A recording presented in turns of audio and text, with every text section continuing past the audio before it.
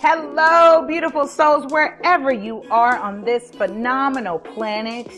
It is time for Shift Your Thinking Daily, where we transform our inner experience to a phenomenal outer experience for 10 minutes now of our day. We do it together. We are continuing our series from Shift Your Thinking, 200 Ways to Improve Our Life with Dean Del Sesto, and we are now on episode 97. Imagine that.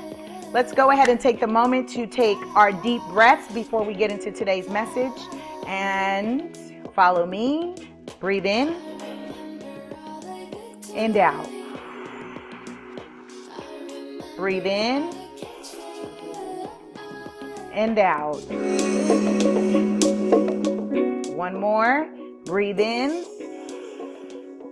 and out. I especially need that. I know that energy has been heavy lately across the United States as people start to come to awareness about the death of Nipsey Hussle. And one of the things that I encourage you is to really honor the people when they are here. Honoring people when they are here and respecting them now as ancestors and forever holding their name alive. That's how you keep them alive, is you honor them. And you do that through ancestral worship. So with that being said, we are on episode 97, and this one you're going to appreciate. I am calling, Is Your Heart in It? Is your heart in it?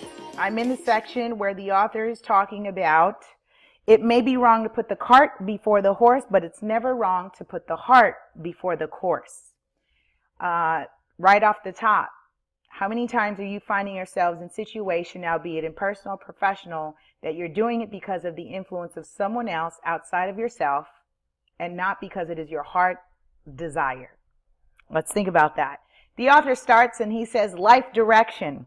It's not always so obvious, is it? Certainly isn't, which is why we study guiding posts. There are many considerations, including basic necessities, peer pressure, what am I good at?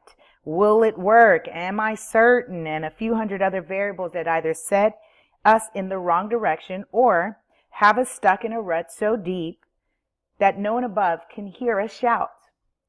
Feeling like that lately? Go ahead and if you're feeling like you're stuck in a rut, go ahead and press 1 if this resonates with you. Feeling like there's just, life has you in this, where do I go? What do I do? Is it going to work? I definitely like exploring that. I'm in that right now, especially as I keep sharing that I'm working on my first conference, the Property Owners EDU Conference, happening this fall 2019 at the Carson Civic Center. And I passed that page, that's phase of will it work? My heart is what has me in this. I truly am desiring to fulfill this need because it was a divine download. And really divine downloads come from the universal mind. People are saying, I wish I had, I wish I knew, I wish someone told me. And so when it's gifted and that message is gifted to you and it's setting on your heart, that is all you need to move you in action. I actually have my own course developed to show you how to take what we call the spirit of business and monetize that. Take that transmutation, transmute that, and shift that to monetize that. So spiritofbusinesscourse.com. Super excited about that. Spiritofbusinesscourse.com registration is now open. I do that with my sister and friend Rabe of Trail Alchemy, where she talks about transmuting pain, working with that inner child, that inner authority, and then I come and bring you into syncing that with business. And that can be something, an idea that you've had that you quite couldn't get to manifestation. So check that out, spiritofbusinesscourse.com. Registration is now open. Taught by yours truly. Okay, so shameless plug there, of course, but it's so timely because as we talk about personal development, people tend to get stuck. I get it. You get stuck, and I talk about that. I talk about how do you continue to stay motivated and checking your attitude, then how do you handle objections, and then how do you close a deal. So I walk you through that, and there's a workbook and activities for you to do to get you from idea, what we call ideation, to making sure it's aligned with heart's desire, with your gifts, talents, and knowledge, and then bringing it out to the world so that you can monetize it. All right, that's all I'm going to say there. The author says, at the core of all these questions is the one thing we know to be true, and that is our hearts. The true feelings we have when we ignore all the noise of life, the opinions of the skeptics, and the implied rules that have the ability to govern us into misery. Case in point, he says, a friend became an attorney in part because many of his family members were attorneys. Know anybody like that? Are you pursuing a career because your family did it? For me, as I give my example in the career that I'm in now, nobody in my family was in real estate.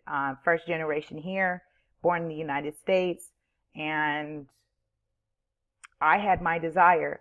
However, in doing work and knowledge of self, I'm in my wheelhouse. This is actually what I came here to do. I came here to impact and change and leave a mark on the real estate industry, which is why I'm author of the first real estate book for the youth in the country. I'm founder of this country's first real estate focused nonprofit. I teach kids real estate literacy, ages 11 and up. Nobody in the country is doing that. I invite you to learn more about me and the work that we're doing through our nonprofit, realestate100youth.org. Our real estate course for children is also open. Registration is open at realestate100youth.org. Taught by yours truly in superagent, as superagent in character and costume. So, and if you're a young adult and you have no concept of real estate, you can join each module. There's 15 modules, $10, or the entire course for $99.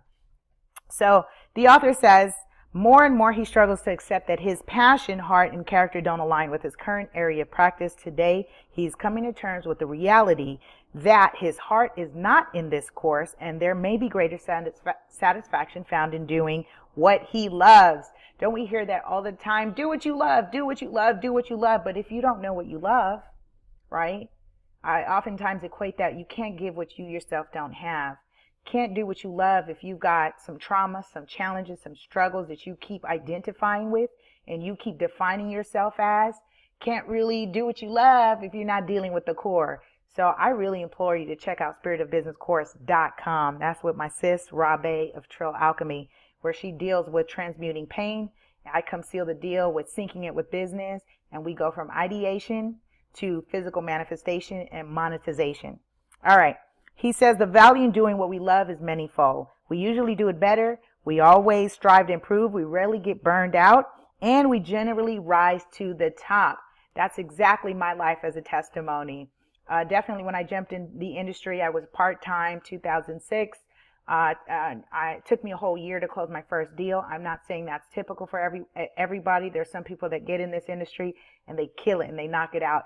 I definitely still was working on my challenges, my core, my relationships, both personal and professional. But I stuck with it. My desire truly was this. I've known I wanted to do real estate since I was 11. Didn't even know that's what it was called. But I knew that this is what I desired to do this. Why? Because it's in my wheelhouse. This is what I came here to do and leave my mark on the world. What is it that you came here to leave your mark on the world? Is we honor someone who just left quite a mark that the whole world is feeling it right now. What is your mark? Is your heart in it? All right.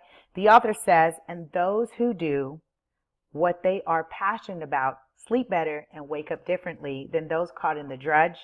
They define themselves as rich. Absolutely. Multimillionaire status over here, full of abundance, joy, peace, happiness, regardless of how much money, accolades, and notoriety they attain. And I live that.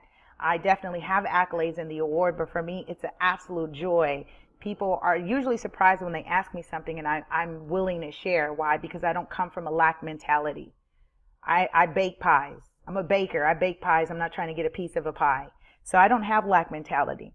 The author says, I've not known many who have allowed their passion to choose their profession have regrets. No regrets here. But I've seen many who choose their profession for ulterior motives that came from the mind and not the heart experience. Great conflict and compromise. So I invite you now. CTA, call to action. Our CTA for today is I want you to identify today. Take the moment and do an evaluation and self-evaluation and ask yourself, what I'm involved in and what am I doing? Is it because my heart is in it? Is my heart in it? Does this give me joy? Would I still do it for free? Ask yourself, if there was no monetary valuation placed to it or attached to it, will you still do it out of pure joy? All right. That's my time, you guys. I'll see you tomorrow on episode 98 of Shift Your Thinking. Make sure you connect, build, and share at LA.